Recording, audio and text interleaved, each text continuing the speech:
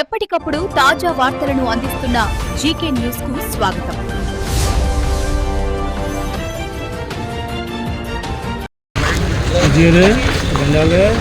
జగ్గంపేట నియోజకవర్గ శాసనసభ్యులు జగ్గంపేట రైతులకు కల్పతరు అపర భగీరథ అయినటువంటి మన జగ్గంపేట నియోజకవర్గ శాసనసభ్యులు గారిని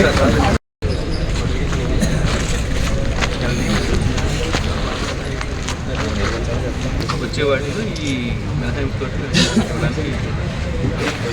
కేసుని బట్టి రేటు ఫిక్స్ చేస్తారు కాబట్టి ఇది 3,500 ఎకరానికి. కాబట్టి ఇప్పుడు అందరూ కూడా డ్రిప్ అప్లికేషన్స్ 760 హెక్టార్లు మన టార్గెట్ సార్. హెచ్ఓ గారు ఇచ్చిన డేటా గండేపల్లి జగ్గంపేట 760కి ఆల్మోస్ట్ 760 హెక్టార్లకి కూడా అప్లికేషన్స్ రెడీగా ఉన్నాయి సార్. సో అవి శాంక్షన్ అంటూ చేస్తే ఈ తగ్గింపుతో మనం ఇవ్వగలుగుతాం.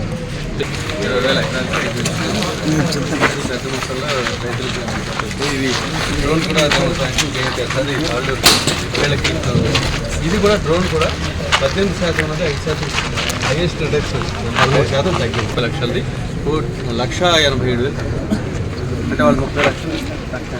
ఇది మల్టీ క్రాప్ రెసిడెన్సీ వాటికి కూడా ఇప్పుడు కేంద్ర ప్రభుత్వం మొన్న విడుదల చేశారు పత్రికా పెట్టడం.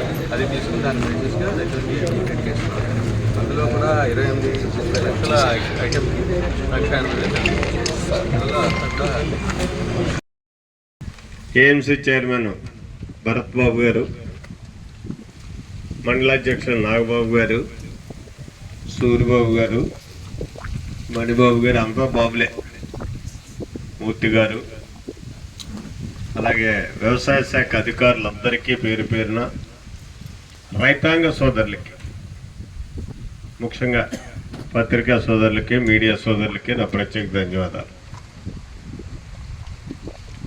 ఈరోజు ఎన్డీఏ ప్రభుత్వం గతంలో తీసుకున్నటువంటి నిర్ణయం వల్ల గతంలో చాలా విమర్శలు చేసినటువంటి పరిస్థితి ఉంది. ఈ జిఎస్టీ అన్నది ఒకే విధానంతో వన్ స్లాబ్ ఎక్కడైతే ఉత్పత్తి అవుతుందో ఆ ఉత్పత్తి నుంచి మార్కెటింగ్కి వచ్చే టైంలోనే ఒకే స్లాబ్ పన్ను ఉండాలి అనేటటువంటి విధానంతో ఆ రోజు మరి నిర్ణయాన్ని తీసుకోవడం, ఈ విధానంలోనే ఒక విప్లవాత్మకమైనటువంటి మార్పు తీసుకురావడం జరిగింది. ఆ రోజు తీసుకున్నప్పుడే ఎన్డీఏ ప్రభుత్వం చాలా తేటతలంగా చెప్పినటువంటి పరిస్థితి. ఇది ఈ విధానాన్ని మనం అమలు చేయగలిగితే తాత్కాలికంగా ఇబ్బంది ఉంటుంది తప్పించి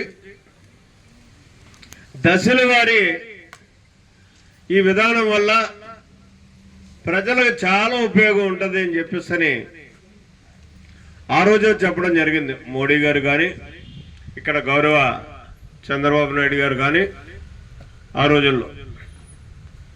ధర్మిలా మళ్ళీ ఎన్డీఏ ప్రభుత్వం ఇక్కడ అక్కడ వచ్చినటువంటి సందర్భంలో ఇవాళ ఈ జిఎస్టీ మీద తీసుకున్నటువంటి నిర్ణయం చూసినట్టయితే ఇక్కడ జిఎస్టీ ఒకటే కాదు. నిన్న చంద్రబాబు నాయుడు గారు ప్రకటన చేశారు. ఏదైతే విద్యుత్ ట్రూప్ ఛార్జీలు ఉన్నాయో వాటిని పూర్తిగా తగ్గిస్తున్నామని చెప్పేస్తాను. అంటే ఏదైనా ఛార్జ్ పెరగడమే తప్పించి దించడం అన్నది ఉండదు. కానీ అలా కాకుండా మరి ఇక్కడ ట్రూప్ ఛార్జీలు అన్న వాటిని పూర్తిగా తగ్గించడం, ఇది పెంచింది, ఆ భాషను సృష్టించింది. అసలు ఆ మాట మనకు అర్థం కాదు, మనకు తెలియనటువంటి మాట. ట్రూప్ ఛార్జెస్ అంటే గతంలో ఉన్నటువంటి బాకీలు అన్నిటినీ కూడా సమకూర్చుకోవడం కోసం మనమే వేసేటటువంటి ఒక పన్నుకు పేరు అది. దాన్ని విద్యుత్ శాఖలో దాన్ని కూడా ఇవాళ పూర్తిగా తగ్గించినటువంటి, మరి దాన్ని మనం ఏమన్నా వెళ్దాం, ఏమన్నా అంత అక్కడితో రాకుండా భవిష్యత్తులో విద్యుత్ ఛార్జీలని తగ్గించేటటువంటి ప్రయత్నం చేస్తాం, తగ్గించి తీరుతామని కూడా ఆయన చెప్పినటువంటి పరిస్థితి. అంటే ఇది ఒక మంచి ప్రభుత్వం అని చెప్పడానికి ఇవన్నీ కూడా నిదర్శనం. ఇక జిఎస్టీ వరకు వస్తే ఇవాళ సామాన్యుడి దగ్గర నుంచి రైతాంగం వరకు మధ్యతరగతి వరకు ఉపయోగించేటటువంటి ప్రతి వస్తువు మీద కూడా 18% నుంచి 5% కిందకి దింపడం జరిగింది. ప్రత్యేకించి ఏదైతే మరి మనం వ్యవసాయం తర్వాత రెండో ఆదాయంగా ఉండేటటువంటి పాల ఉత్పత్తుల మీద, పాల మీద అయితే ఇవాళ 0 GST, గతంలో అది 5% ఉండేది. 5% GSTని కూడా తగ్గించే వాళ్ళ 0 GST చేసినటువంటి పరిస్థితి. ఇలా మనం ఒక ట్రాక్టర్ ఇవాళ మనం అక్కడ చూసాను, హెచ్పిని బట్టి ట్రాక్టర్ కూడా 18% నుంచి 5%కే 12% ఉంటే ఇప్పుడు అది 5%కి వచ్చింది ట్రాక్టర్ మీద, అంటే 7% తగ్గించారు. అలాగే ఒక టైర్ మీద, ఇవన్నీ కూడా మనకి రైతాంగానికి ఉపయోగపడేటటువంటి కార్యక్రమాలు అవసరమైనవి. 18% ఉంటే దాన్ని 5% తీసుకొచ్చారు. ఇక్కడ ఏకంగా 13% తగ్గింది. అలాగే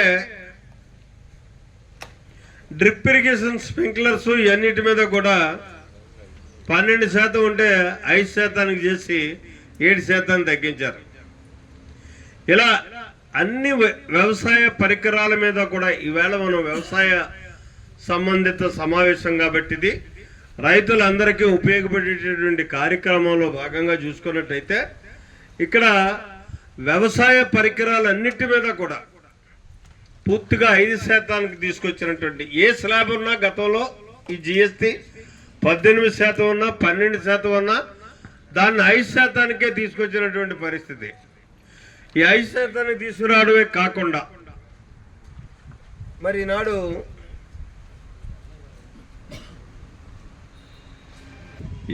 ఈరోజు మన భూములు పాడవకుండా ఉండాలి అనుకుంటే మనం వాడాల్సింది సేంద్రియ ఎరువుల్ని.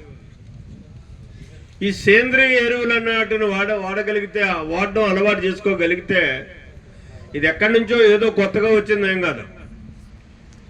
గతంలో మొట్టమొదటి మేము వ్యవసాయాలు ప్రారంభించే టైంకి మనం ఎరువుని దేన్ని వాడేవాళ్ళం, పెంట వాడుకునేవాళ్ళం. ప్రతి సంవత్సరం